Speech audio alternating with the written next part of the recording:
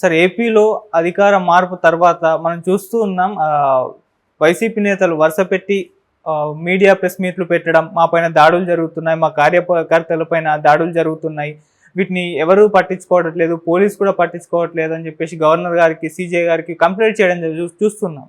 నిజంగా అంత పెద్ద ఎత్తున వాళ్ళపైన దాడులు జరుగుతున్నాయి కార్యకర్తలు. మరి చంద్రబాబు గారు దీని పట్ల అంటే ఆయన ట్వీట్ చేశారు. కాకపోతే వైసీపీ నేతలు చేస్తున్న కవ్వింపు చర్యలకు మీరు ఎక్కువ ఇది కాకండి అని చెప్పేసి ఈ విధంగా ఈ రూట్లో రావడం చూసాం. మరి ఏపీలో జరుగుతున్న ఈ దాడులపైన మీ స్పందన ఏంటి సార్? అంటే తాము చేసేది అహింస, పక్కవాడు చేసేది మాత్రమే హింస అనుకునేటువంటి ఒక కల్చర్ రాజకీయాల్లో ఉంటుంది సహజంగా.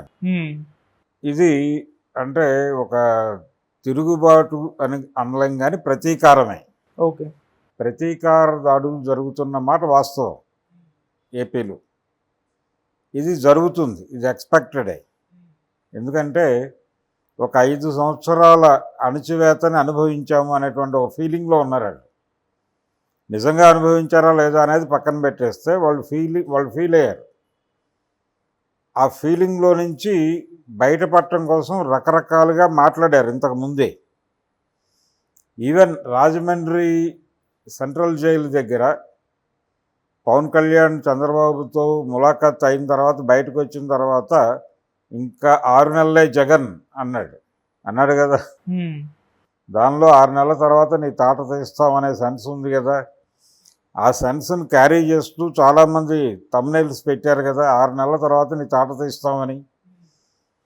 ఇదంతా కూడా ఒక రకమైనటువంటి ప్రతీకార ఇచ్చని రెచ్చగొట్టేటువంటి ప్రయత్నం జరుగుతూ వచ్చింది.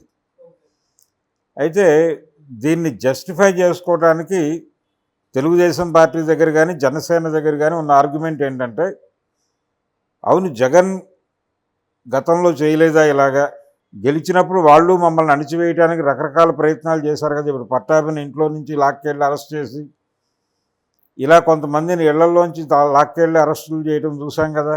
ఇప్పుడు రోజా వర్సెస్ ఒక వైజాగ్ లీడర్ గొడవ జరిగినప్పుడు కూడా అతన్ని ఇంటి నుంచి లాక్కెళ్ళి ఇంట్రాగేట్ చేసినటువంటి రోజులు చూసాం. అలాగే రఘురామకృష్ణరాజుని తీసుకెళ్ళి పోలీస్ స్టేషన్లో కూర్చోబెట్టడం, 3rd డిగ్రీ ప్రయోగించారు, నన్ను కొట్టారు అని చెప్పి ఆయన క్లెయిమ్ చేసుకోవటం, అసలు చంపేద్దామని కూడా అనుకున్నారని ఆయన అన్నాడు.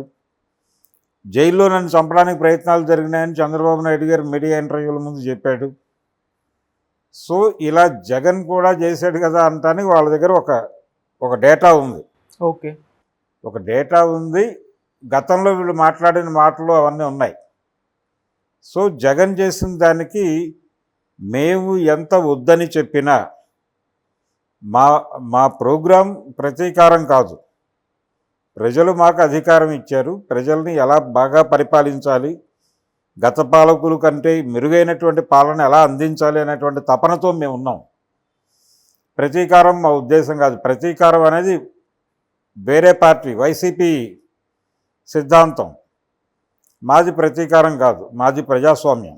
కాకపోతే ఇన్నాళ్ళ అణచివేతకి మా క్యాడరు చిన్న రియాక్షన్ చూపిస్తున్నారు, అది కూడా మేము కంట్రోల్ చేసుకుంటాం అని ఒక లాజికల్గా వాళ్ళు జరుగుతున్నటువంటి దాడులని వాళ్ళు జస్టిఫై చేసుకుని మాట్లాడచ్చు బయటకి. కానీ దాడులు జరుగుతున్నమాట వాస్తవం. ఈ సంయమనం దాడులు చేయించుకున్న వాళ్ళకు ఉండదు, కారులు బద్దలు కొట్టించుకున్న వాళ్ళకు ఉండదు, ఇళ్ల మీద రాళ్ల దాడులు చేయించుకున్న వాళ్ళకు ఉండదు, పర్సనల్గా అటాక్ చేయించుకున్న వాళ్ళకు ఉండదు. అందుకని వాళ్ళు కొంచెం కోపంగానే దీన్ని ఎలా అడ్డుకోవాలి, ఇది ఇలాగే కొనసాగుతుందా లేదా అజ్ఞాతంలోకి వెళ్ళిపోవాలా అనేటువంటి ధోరణి వస్తుంది, అక్కడ ఆలోచన వస్తుంది. ఆ ఆలోచనతో ఒకటి. రెండోది, ఆ ఆలోచనతో కొంతమంది కంప్లైంట్స్ ఇస్తున్నారు. అయితే ఈ దాడులు జరుగుతున్న దాన్ని గోప్యంగా ఉంచాల్సిన అవసరం లేదు, అది రాజకీయం కాదు. జగన్మోహన్ రెడ్డి రాజకీయ క్రీడ ప్రారంభించాడు. ఆయన ఈ దాడుల మీద నిరసన తెలియజేయడం ద్వారా తిరిగి పార్టీని పట్టాలెక్కించడం అనే ప్రోగ్రాం తీసుకున్నాడు. ఓకే, అందులో భాగంగా ఈ దాడుల మీద నిరసన ప్రెస్ మీట్లు వరుసగా పెట్టడం, ఎక్కడికక్కడ ఏ నియోజకవర్గానికి ఆ నియోజకవర్గపు ఇన్ఛార్జి లేకపోతే అక్కడ కంటెస్ట్ చేసినటువంటి ఎమ్మెల్యేను తమ బాధలు కష్టాలు ప్రపంచానికి తెలియజేసే ప్రయత్నం చేయటం, ఇది జరుగుతుంది. ఇది ఏ పార్టీ అయినా చేస్తుంది. చంద్రబాబు నాయుడు గారు కూడా గతంలో చేసింది అదే. ఆయన 2004లో అధికారం కోల్పోయిన తర్వాత వైఎస్ రాజశేఖర రెడ్డి ప్రభుత్వం ఏర్పడిన తర్వాత ప్రభుత్వం ఏర్పడినటువంటి 3-4 నెలల్లో జరిగినటువంటి అనేక వైలెంట్ ఇన్సిడెంట్స్, పర్టికులర్గా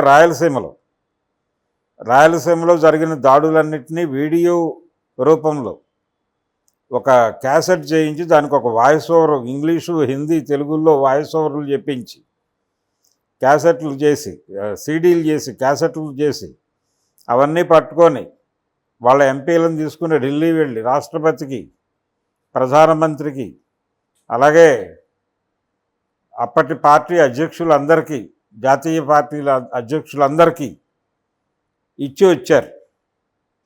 ఢిల్లీలో ఒక పెద్ద ప్రెస్ మీట్ పెట్టి ఏపీ అంతా అతలాకుతలం అయిపోతుంది, తెలుగుదేశం వాళ్ళని బతకనిచ్చే పరిస్థితి కనబడటం లేదు అని వైఎస్ రాజశేఖర రెడ్డి మీద.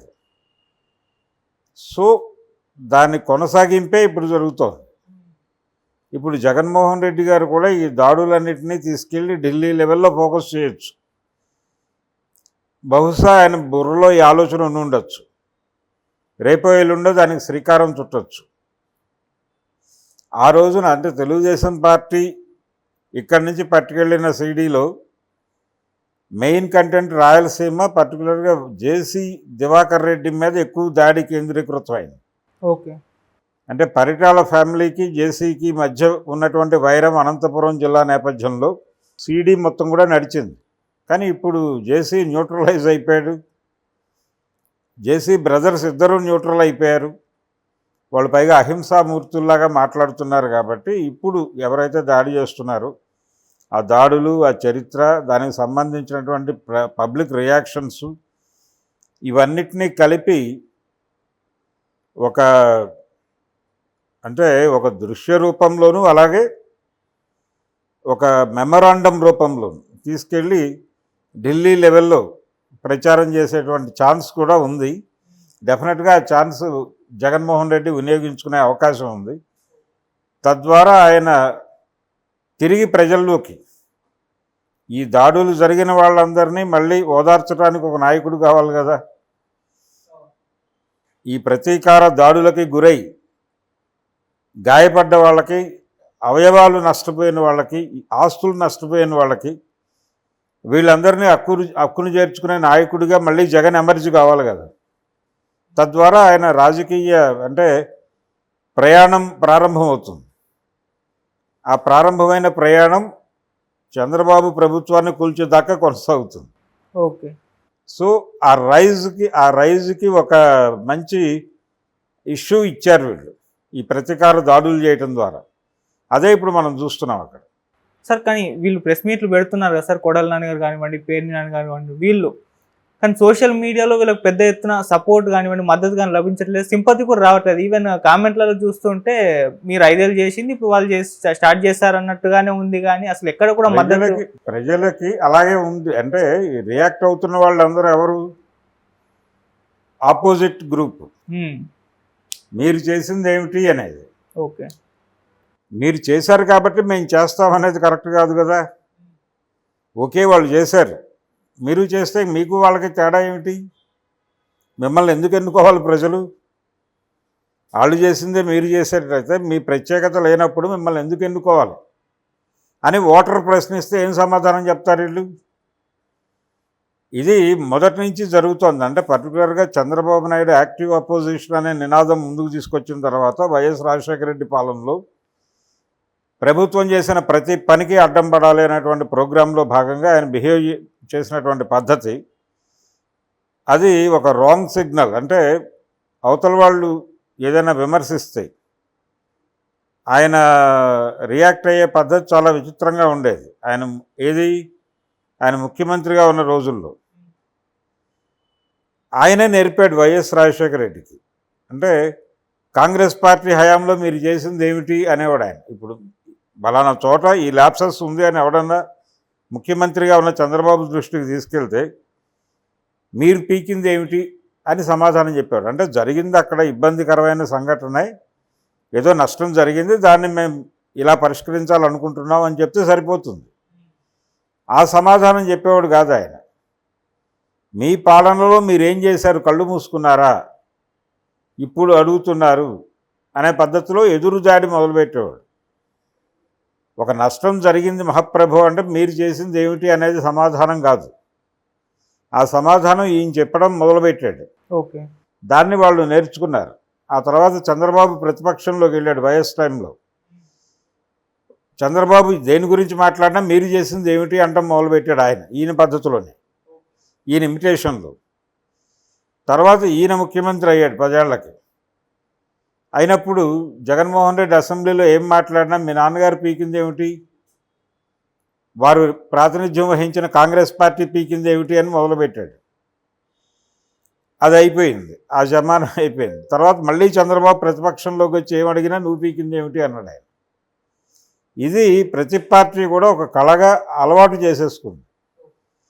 అంటే విమర్శని విమర్శతోనే ఎదుర్కోవటం, విమర్శని ఒక సమాధానంతో ఎదుర్కోవడం కాదు.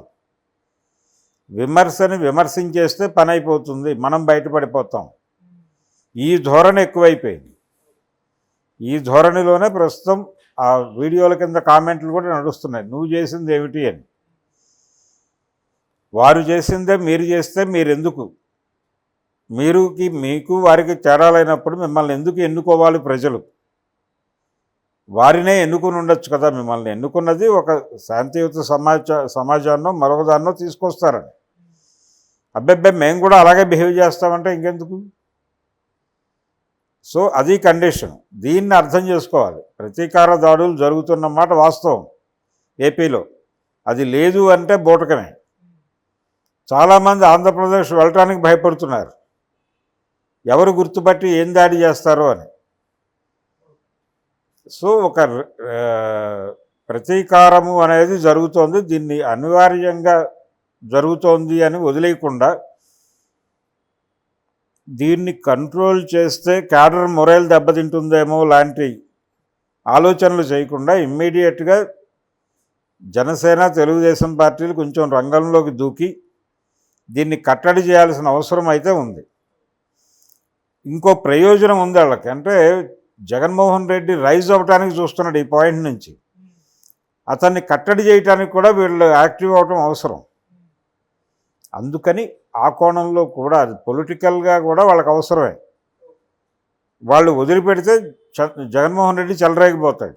అతనికి ఆ ఛాన్స్ ఇవ్వకుండా ఉండాలంటే వీళ్ళు దాడులాపి ఒక కార్డియల్ రిలేషన్ విత్ క్యాడర్, కనీసం వైఎస్ఆర్సీపీ క్యాడర్తో కార్డియల్ రిలేషన్ అయినా మెయింటైన్ చేయగలగాలి. అది చేయటం ద్వారా సమస్యను పరిష్కరించవచ్చు అనేది తెలుసు వాళ్ళకి. అయినప్పటికీ కొంతకాలం ఈ బెదిరింపు సినిమా నడవాలి కాబట్టి నడిపిస్తున్నారు అంతే. జగన్ గారు కూడా ఒక ట్వీట్ చేశారు సార్. అంటే వాళ్ళపైన జరుగుతున్న దాడులకు సంబంధించిన ఫోటోలన్నింటినీ ఒక వీడియోగా రిలీజ్ చేసి నేడు మీది రేపు మాది అని పెట్టారు. అంటే దాని అర్థం రేపు మేము అధికారంలోకి వచ్చి ఇవే చేస్తామని. ఇందులో ఎవరు తక్కువ కాదు, అందరూ చేసింది అదే, అందరూ మాట్లాడింది అదే, ఆయన అభిప్రాయం కూడా అదే. ఇప్పుడే కాదు, గతంలో ఆయన్ని వైజాగ్ ఎయిర్పోర్ట్లో ఆపినప్పుడు ఆఫీసర్ల మీద ఆయన అన్న మాట ఏమిటి, ఇప్పుడు ఆపారు, రేపు రాబోయే ప్రభుత్వం మాదే, ఇందులో ఎవరిని క్షమించను నేను అని అన్నాడు. ఎవరు? జగన్మోహన్ రెడ్డి. తర్వాత జగన్మోహన్ రెడ్డి పరిపాలనలో ఒకసారి చంద్రబాబుని ఆపినప్పుడు వారు కూడా అలాగే రియాక్ట్ అయ్యారు. ఈ సందర్భాలు ప్రతిసారి వాళ్ళు ఒకేలా రియాక్ట్ అవుతున్నారు, ఒకే ధోరణిలో ప్రవర్తిస్తున్నారు. ఇది కరెక్ట్ కాదు, ఈ ధోరణి కరెక్ట్ కాదు. అది ఎవరు చేసినా, జగన్మోహన్ రెడ్డి చేసినా తప్పే, చంద్రబాబు చేసినా తప్పే. కాబట్టి మేము చేసేవి